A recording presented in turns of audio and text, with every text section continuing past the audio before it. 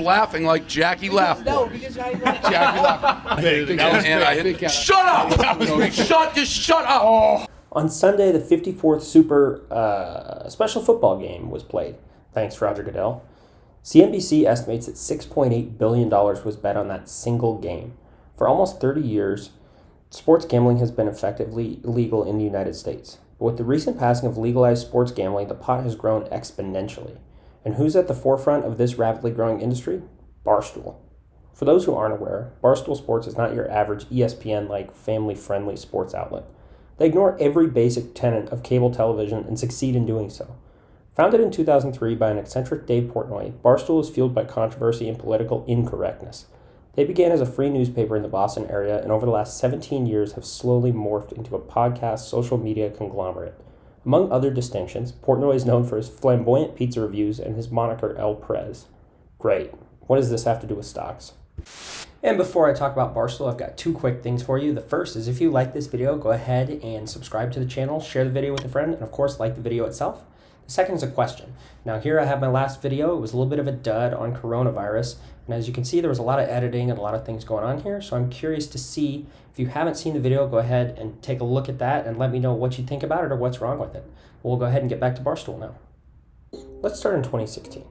Seeking a partnership for further funding and global exposure, Portnoy sold half the company for $50 million to an investment company named Chernin Group, a valuation of $100 million.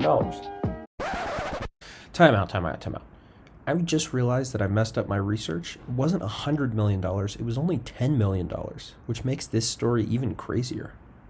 This change in ownership still allowed Portnoy to retain creative control of the company and more or less avoid a drastic change. Moving ahead to January of 2020, Penn National Gaming, a publicly traded company, purchased a 36% controlling interest in the company for $163 million. That's a valuation of $450 million. How could a company nearly quintuple in value over a 4-year span? There are dozens of intricacies in the answer to that question, but one main reason: originality. The online hate mail and public anger over Barstool Sports' risque brand of reporting has brought them a rabid fan base.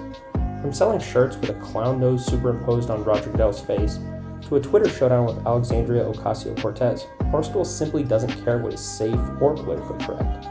My personal favorite has to be this LeBron James shirt. For those who aren't aware, James clashed heads with Rockets GM Daryl Morey over his decision to criticize China's Hong Kong policies. You may find the shirt offensive, Barstool simply doesn't care. The genuine emotion embodies what makes podcasts and social media great.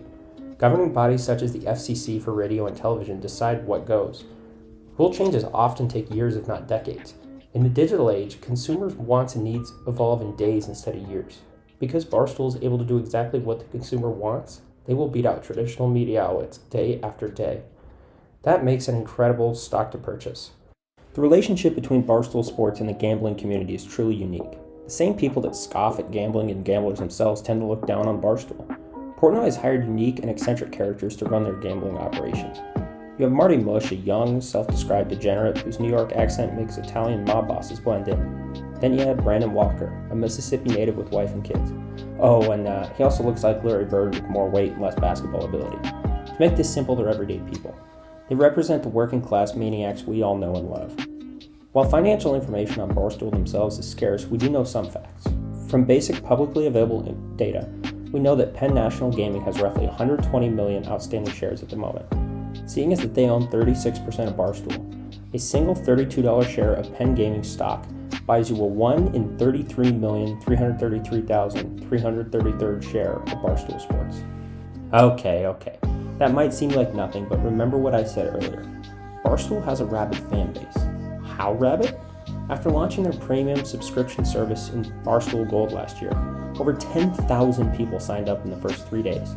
For $100 a year, this subscription brings access to premium content and ad-free entertainment.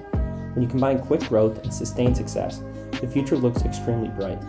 Over the last month alone, Penn stock has surged up 25%, due largely to these fans buying stock. But what about the gambling industry as a whole? A 2012 study of gambling habits from the National Institute of Health found that while gambling does increase during economic growth, it does not decrease in recessions. Instead, people tend to bet roughly the same amount. Plus, with Penn's 43 casinos and racetracks around the country, there's enough diversity to at least withstand a recession. Sure, there's an argument to make about the ethical concerns in the gaming industry, but at the end of the day, the biggest selling point is individual liberty. I live in a free country and I don't take that for granted. If I choose to bet on a sports game or listen to vulgar language, that's my choice. For the same reasons people want to gamble, they want to interact with Barstool Sports. This is a company with the #1 golf podcast in the world in Foreplay, the #1 hockey podcast in the world in Spit and Chicklets, and a company that once had multiple employees arrested for storming NFL headquarters in protest. Like them, love them, hate them, I don't care. But respect what they're doing, and remember that they're a crucial piece of the ever-expanding sports gambling market. You might not be buying any stock, but you can bet that I am.